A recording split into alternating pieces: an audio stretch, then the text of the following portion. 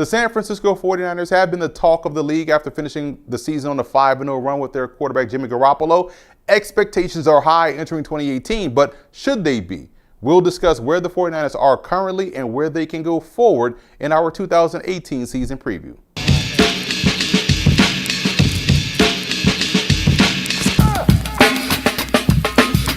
Let's get things kicked off by taking a look at some of the key storylines heading into the season as we go into our 4-minute offense. The 49ers traded for Jimmy Garoppolo last year, and his 5-game audition with the squad to close out the season was a huge success as he led the team to 5 straight victories. The Niners rewarded Garoppolo handsomely in the offseason with a 5-year, $137.5 million contract. That tells you that it's his show, his team, and now his job to get this ball club where they want to go.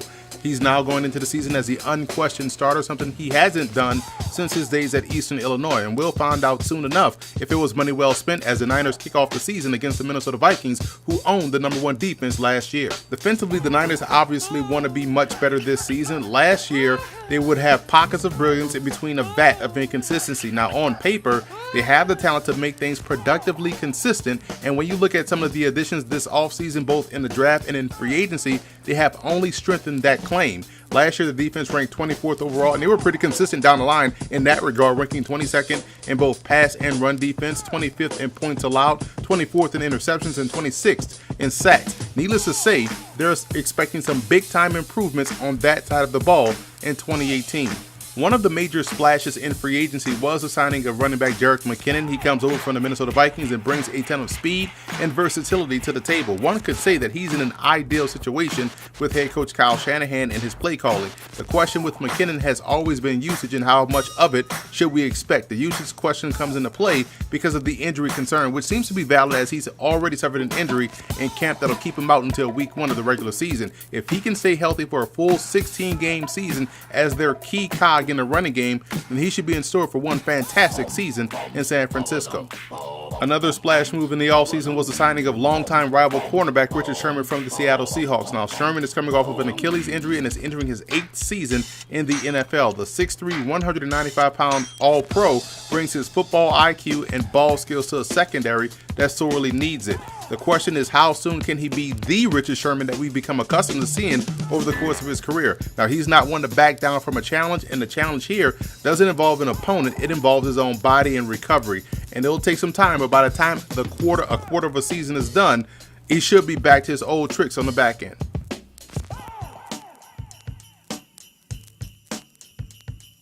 A reason for optimism for the San Francisco 49ers will be that they have really good leadership in place with GM John Lynch and head coach Kyle Shanahan. Quiet as kept since Lynch has arrived, he's done a solid job in both the draft and acquiring free agents. Shanahan, as a coach, does an excellent job of making do with what he has. He understands matchups and personnel, which is key. Both he and Lynch seem to be on the same page, and overall team success should swiftly follow. Another reason for optimism would be the speed, versatility, and athleticism on offense. In my opinion, the 49ers have a ton of it across the skill positions, guys that can do more than one thing and who can score from anywhere on the field. The old football saying goes, speed kills, which is definitely true. Well, if speed kills, then versatility and athleticism demoralizes, and the 49ers have a ton of it sprinkled throughout their offense. You can also be optimistic about the defensive front seven. They have some bona fide studs there in linebacker Reuben Foster, defensive tackle DeForest Buckner, and second-year player Solomon Thomas. Also, keep an eye on depth players like Ronald Blair, Sheldon Day, and Elijah Lee. This is going to be a fun group to watch this upcoming season. I also believe the 49ers did a great job of strengthening the offensive line with the additions of Weston Richburg and Jonathan Cooper in free agency and the drafting of Mike McGlinchey in round 1 of the NFL draft. Last year, we saw Laken Tomlinson play some of his best ball of his career after coming over from Detroit, and longtime 49er Joe Staley is still one of the league's best at his position as he enters year 12 with the team. This rebuilt front will make Jimmy G's life a lot easier as a full-time starter.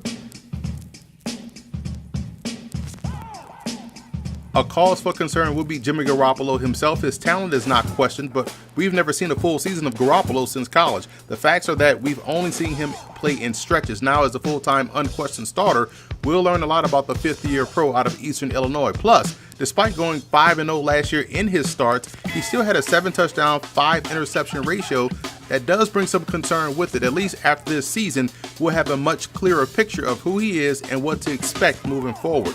Another concern would be the receiving core. Collectively, they share a lot of the same traits: speed, versatility, and athleticism. But who's the threat, so to speak? Who's the alpha? Who's the guy that's the go-to player, so to speak? Maybe by design there isn't one, and maybe it's Marquise Goodwin or the rookie Dante Pettis out of Washington. The question is in who will be the one that defenses have to overcompensate for.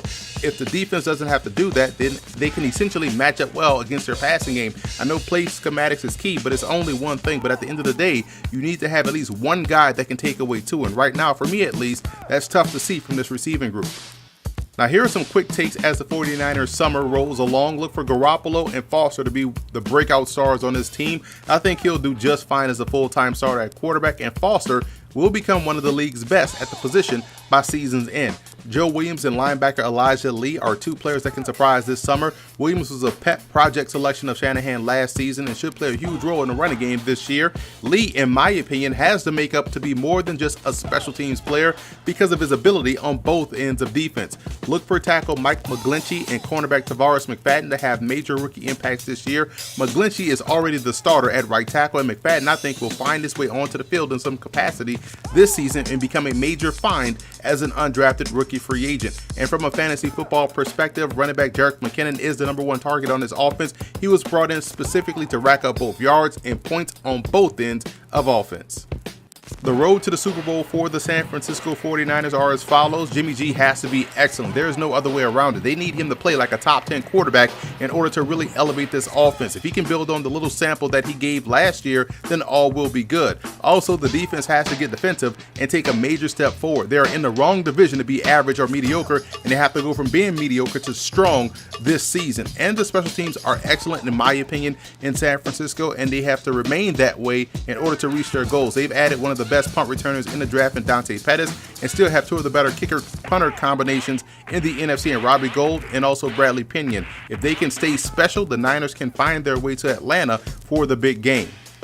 I have the 49ers finishing 4th in the NFC West. You'll definitely see some improvements as a whole with this ball club in 2018. Defensively, I think they'll be a lot better. On offense, I'm still taking a wait-and-see approach with their ground game, as that still looks to be a bit of a work in progress.